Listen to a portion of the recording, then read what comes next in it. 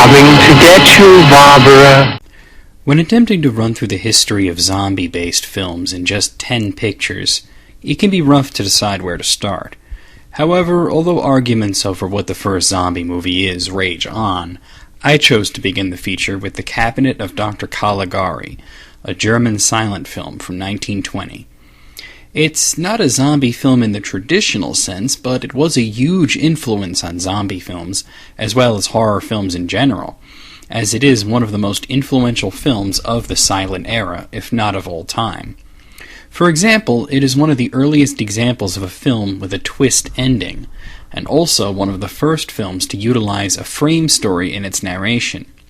One of the things that I love about silent films is that, well, for example, this is a German film, but as there's no spoken dialogue, there's no language barrier. All the studios need to translate are the title cards, and movies from any language are watchable. The story starts with a guy named Francis telling a story about a hardship he went through with his fiancée Jane. Although it's Francis's flashback, the story starts with a creepy old guy named Caligari, which should be your first tip-off that something is up with the story. Caligari comes to a mountain village in Germany to open a booth at the state fair where he puts on a show with a somnambulist. If you're unfamiliar with the term, it basically means sleepwalker. In this case, it's really more like a zombie who Caligari controls through some unknown method. He comes to get a permit and the town clerk gives him one, though he's rude to Caligari because he's in a bad mood. That night the town clerk is mysteriously murdered. The second day, we actually get to see a bit of Caligari's show as he basically makes the zombie named Caesar walk around. Then he announces Caesar can also tell fortunes, and Francis and his friend Alan approach. Alan asks Caesar how long he will live, and Caesar tells him that time is short, he will die at dawn. We later learn that Alan and Francis are both in love with Jane, but vow to remain friends no matter what. But that's short-lived, as Alan is also murdered. A man is arrested for the murders, but it turns out he had only planned to kill one person, and figured that they'd blame the murder on whoever killed the clerk and Alan. Francis figures Caesar is to blame for the murders and keeps an eye on Caligari and the cabinet where he keeps Caesar, but it's only a dummy in the cabinet. The real Caesar goes out to murder Jane, but he falls in love with her instead and carries her off. He runs off with her, but without Caligari's influence he eventually collapses.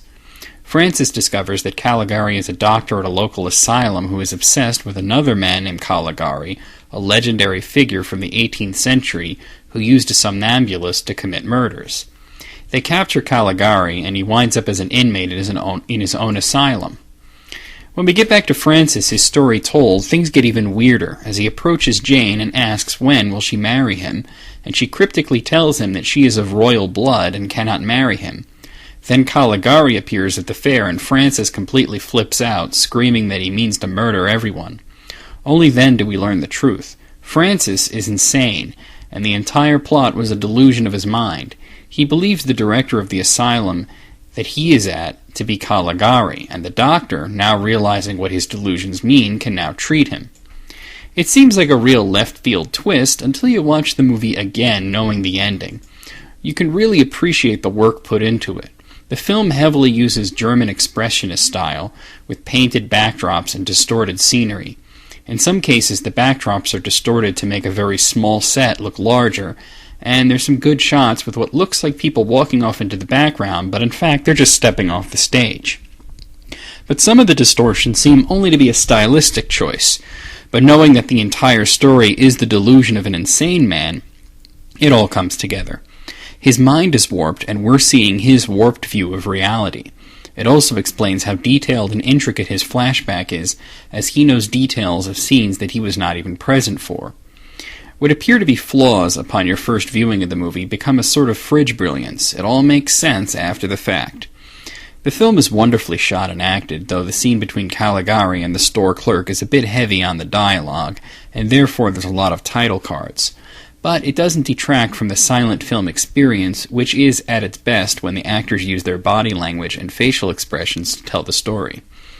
Although Caesar is not a zombie in the strict sense of being undead, he is certainly creepy, and the actor, the legendary Conrad Veidt, does a great job of portraying his jerky, awkward movements and creepy facial expressions.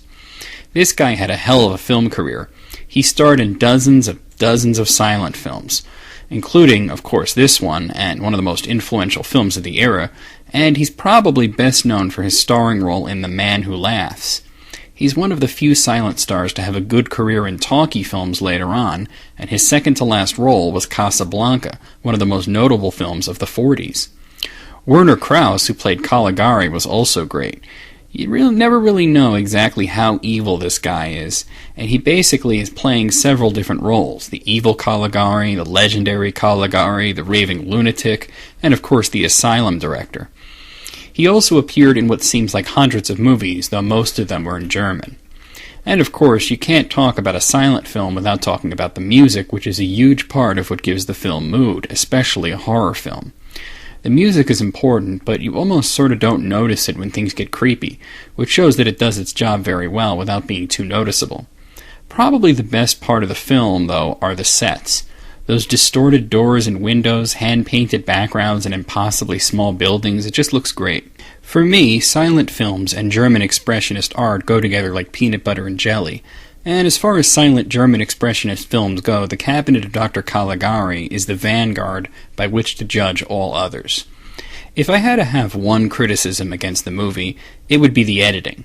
Of course, the editing techniques of the era were primitive, so I can't fault it much, but sometimes the jerky editing can take you out of the film. Overall, The Cabinet of Dr. Caligari is a classic, and a must for any horror fan. And if you want to see the sort of primordial ooze that the zombie genre rose from, here's where to start. I give The Cabinet of Dr. Caligari a 9 out of a possible 10.